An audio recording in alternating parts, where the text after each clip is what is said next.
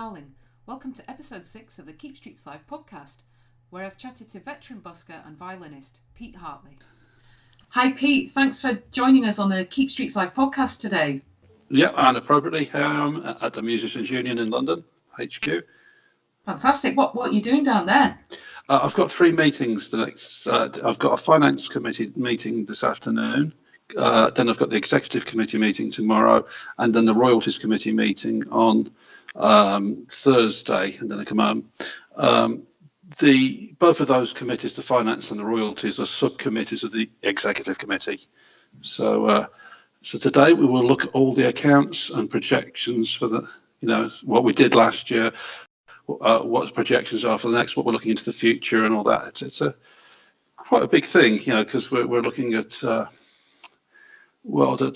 the MU has a turnover of about 7 million, and we've got a lot of staff to pay. We've got a lot of stuff to pay for and everything, just generally in all the benefits to people and so on that or to members, I should say, there's a lot of money, legal and so on, and the works, a lot of stuff. Yeah.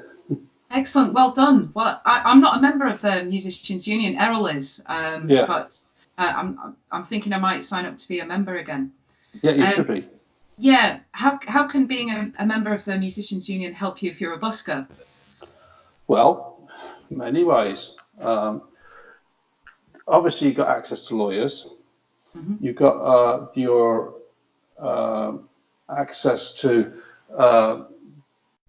public liability insurance. You've got your instrument insurance, and that includes iPads and things as well, and gear. But not only that, it's having people who negotiate on your behalf. As you know, Jonny Walker went to many meetings with staff members of the MU to speak to councils and so on. So those are some of the reasons. There'll probably be lots and lots more, which I'll think of in a minute. But it's really good. I wanted to ask you about the campaign work that you did with the founding director of Keep Streets Live, Jonny Walker. Can you tell us a little bit about that, please? Well, I didn't do very much work with Jonny, specifically apart from meeting him at MU conferences and stuff and chatting to him on the phone. I'm a little bit mindful to try and keep things separate, because what you don't want to do is end up with a conflict of interest.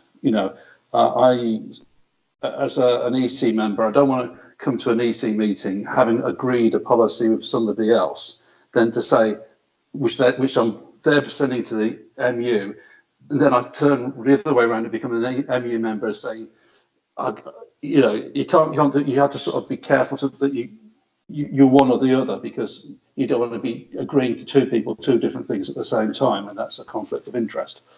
But absolutely, we support the same sort of ideas, although me and Jonny had a different philosophy to it, based on my experience. And to an extent, I've changed my mind. At the time I met Jonny, I was very much for the idea of having. I really thought the idea of a nationwide booking in system could be a really good thing if it could have ever been set up, whereby, you could literally fill up your diary and book around the country. You'd know the pitch is yours. You can get there. When you're going to drive 100 miles, 200 miles, you know that you're going to get on and have a day there. And that was my philosophy. That's what I really thought was the thing to aim for. Mm-hmm. Now, as you know, Jonny Walker's idea was the absolute polar opposite to that, which is the streets are free, everybody can have a go, we're all equal, we all have a complete right to it. And I think that the real answer, as in all things, neither one's actually right. On a good day, both of those are good. I have friends who use the booking in system very effectively and would perhaps hire a market space or something and would pay 30 quid or something, have it all day, do really good business, you know, and drive 200 miles home. And then the other side of it is when it's just complete sort of freedom. You just turn up somewhere and it's great, you know. Yeah. The downside of either of them is one is if you're booking in, how do the people you're booking it in with enforce it? You know, because obviously if you want the exclusivity of that space, the downside of the sort of freedom of streets everywhere is that it relies on people being, you know, reasonable with each other, and you know, and also the other problem with it is that there's just so many buskers now that places are sort of becoming sort of bulging with buskers, and you know, it's a strange one, busking, isn't it? I mean, Yeah. you wouldn't imagine with the City of Birmingham Symphony Orchestra that I could just turn up there one night and say, "Hey guys, I'm going to join in. I'm right to that spot on that chair at the front there, you know, and I'm going to do the gig and I expect to be paid equally as everybody else because I'm another violinist, so I can do this gig, you know." Whereas actually, of course, I can't do the gig because I'm not a trained orchestral player. But in busking world, you can be really awful, and you can say, "Well, I have a right to be here as much as you," and it's a strange one, that, isn't it? Because it's so as I say, it's a complicated old business, really, how to square this circle. Yeah, and I suppose as well, if you're just learning your instrument, learning your trade, busking's good from that point of view, in that you don't have to be very skilled to get some experience of playing out on the streets and getting some feedback from the public. So it's open, it's more open to everyone. It is open to everyone, but as I say, where it all becomes a problem is where you've got too many people in one space, and where, you know, for instance, you're looking at, if you just were to look at a particular street and say, well, that street is worth 200 quid, but now there's going to be 4 people on there, and 3 of them are awful, haven't got a clue, don't care, you know, one of them's brilliant, and nobody does anything, you know. So it's not an easy one to do, to say here's a fixed rule to this, you know. So you have to, you know. I don't have an answer. I think in busy areas in London, for example, like on the tube, where they have a booking system in place, that works. Yeah. And also, I think Westminster, where they have a lot of buskers, and they have a board, and they all chalk up the name on the board, and everybody gets their go. You know, like that's for the magicians and the acrobats and stuff. And I've seen a video of that in London taking place. So there has to, because it's so busy with other buskers and the public, there are thousands of people passing through that space probably every hour. They have to have some kind of organisation, like a booking system, so that everybody gets a fair go. So that does work in certain areas where it's so busy. Sure, and also, I mean, there was the years where I actually worked in the indoor shopping centres, and of course that's all private, and it's literally you'd hire your space, or you'd book your space, or they'd pay you to have the space. It's one of those ironies of the shopping centres, is that some places you have to pay for, some places they paid you, and some places you got it for free. And in that environment, I was not technically busking because I wasn't collecting coins. I was only selling my CDs and cassettes. However, the principle of booking in worked, and of course it's just simply that they were entirely private, and you know, so you had no way of playing in there unless you were booked in, and that worked, because then you could predict, and you could say, right, well, here's my diary, I'm here this date, I'm here this next week, I'm here, and the week after I've got these, you know, and so it can do, as I say, the problem is where different people, different worlds collide, is where it becomes tricky. I mean, we've tried contacting the shopping centres ourselves, and they're very difficult to get in with, you know, to try and get a busking spot, for example, in a shopping centre. But it could be something that, you know, we could maybe look to doing. I think it's a good idea to have a little bit of organisation, and in certain places it would work. Yeah, I don't do the shopping centres anymore, basically because just times have changed and there isn't the money to be made there on the sales as there was, you know. Like on your CD sales and merchandise, exactly. etc. Yeah. I mean, going back to the late 80s, early 90s, there's fantastic money to be made selling cassettes and CDs then. And unfortunately, those days is gone. So it just isn't a viable thing. And strangely, indoor shopping centres can become very depressing places after a while. Because the only sort of music that works in there is a very tinkly sort of, Ave Marias and all that stuff. It goes sort of washes around the mouths sort of thing, and eventually you go crazy. I could imagine it. It would the acoustics would be a bit funny, and you're not getting any fresh air. Fresh air is good. No, and because that's the other thing with the people playing down the tube. I mean, I did the tubes for 18 months full time from 82, 83, and I literally by the end of that, I'd given up being able to breathe through my nose because the whole of my sinuses was so clogged up with burnt asbestos, I believe it was, from the brake shoes of the tube. Yeah. That sounds horrible. Yeah. So not a nice environment to be playing in, really, long term. No, but people do it. So yeah. And then I had a gig out in Ibiza, and suddenly my sinuses cleared. So yeah. So how do you find busking now, Pete? What are your experiences at the moment with busking? Well, just lately I've had a few good days. It's, I've only been doing it 42 years and I still don't know what the secret is, Wow.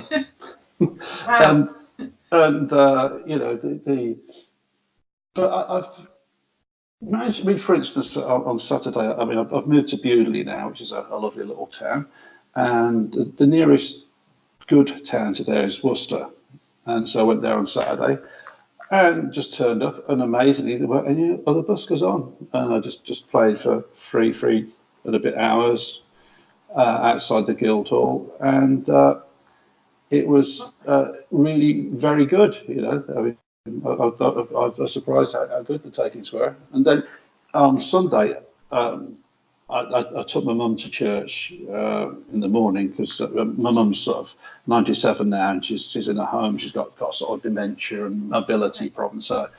So it's my turn to take her out and she goes to church on a Sunday. So we went along for a bit of it. And then when I dropped her off for lunch at home, and I just called into Solihull on the way back, and again I just had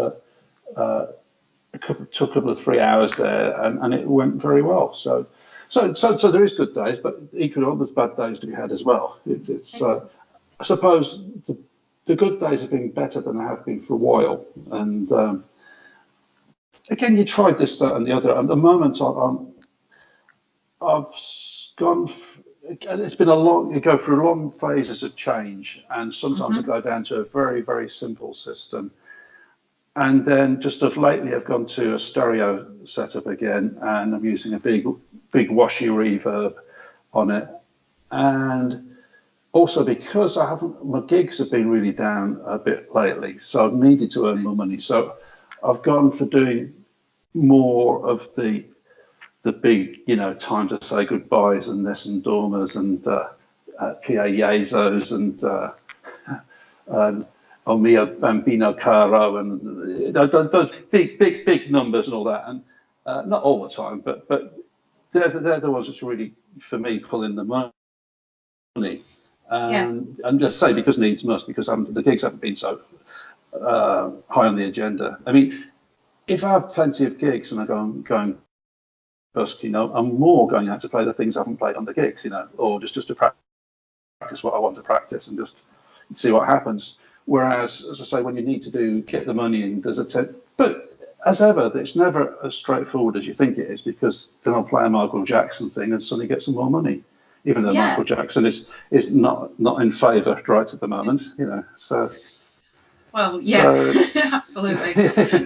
But yeah, it's good to do the crowd favourites, definitely, when you need to make money. We found the same, with the Moot, definitely. Yeah.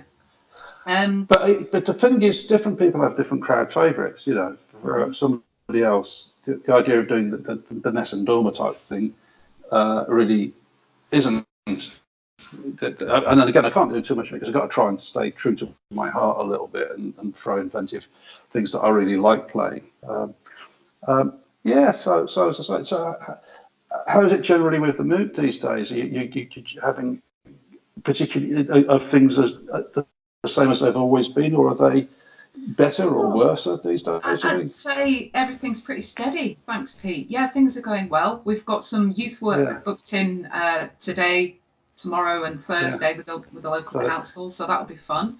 But we're also doing busking as well, and we've got some gigs booked in over the summer. So things are going to be good, I think. I know you're cutting out a bit there. Yeah, poor connection. Yeah, poor connection. Yeah. Well, we're going to play some of your music at the end of the podcast, and I'm going to play a little bit of it at the start of the podcast as well. Is this your own music that you've submitted for the podcast? Can you tell us a bit about it, please? Well, I can't remember what I sent you. I know I sent you some stuff from the really early days, from the very first. I know. Wait, it's worth putting the context to that before it's heard, because because otherwise you think, God, that's awful. The stuff from the really early days had to be copied from a cassette because all the master tapes had worn out and everything, and so the only bit of archive we had was the actual cassette, so the quality isn't there. But the very first cassette I did cassette album was in '85, and it was all original music I wrote, and some of it was pretty good, and some of it was absolutely dreadful. Then there's a thing I think essentially called the Toreador's Tale, which that's the second album, also from '85, and that one I borrowed a lot of money to make the album. I hired very good musicians, and it was with my ex-wife singing. And it's a case of an album where everything went wrong, from booking the expensive studio, the expensive producer, the expensive musicians.